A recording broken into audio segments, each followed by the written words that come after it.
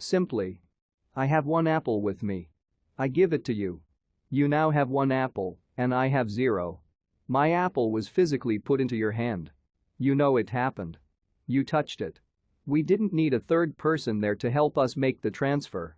We didn't need any person to sit with us on the bench and confirm that the apple went from me to you. The apple's yours. I can't give you another apple because I don't have any left. I can't control it anymore completely. You have full control over that apple now. You can give it to your friend if you want, and then that friend can give it to his friend. And so on. Now say, I have one digital apple. Here I will give you my digital apple. Now it gets interesting. How do you know that that digital apple that used to be mine is now yours and only yours? Think about it for a second. It's more complicated, right? How do you know that I didn't send that apple to any other one as an email attachment first? Or maybe I made a couple of copies of that digital apple on my computer. Maybe I put it up on the internet and 1 million people downloaded it. As you see, this digital exchange is a bit of a problem. Sending digital apples doesn't look like sending physical apples. These digital apples need to be tracked in a ledger. It's basically a book where you track all transactions. This ledger, since it's digital, needs to live in its own world and have someone in charge of it. Now imagine one apple equal 1 Bitcoin. What if we gave this ledger to everybody? It will live in everybody's computers. All the transactions that have ever happened from all time, Bitcoin will be recorded in it. You can't cheat it. I can't send you Bitcoin I don't have, because then it wouldn't sync up with everybody in the system. It would be a tough system to beat. Especially if it got really big.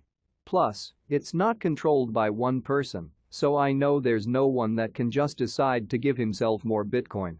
The rules of the system were already defined at the beginning. And the code and rules are open source. It's there for the smart people to contribute to, maintain, secure, improve on, and check on. You could participate in this network too and update the ledger and make sure it all checks out. For the trouble, you could get like 25 Bitcoins as a reward. In fact, that's the only way to create more Bitcoin in the system. I simplified quite a bit. But that system I explained exists. It's called the Bitcoin protocol. It's open source, remember? The total number of Bitcoin was defined in the public ledger at the beginning. I know the exact amount that exists. Within the system, I know they are limited. When I make an exchange, I now know that Bitcoin certifiably left my possession and is now completely yours. I used to not be able to say that about digital things. It will be updated and verified by the public ledger.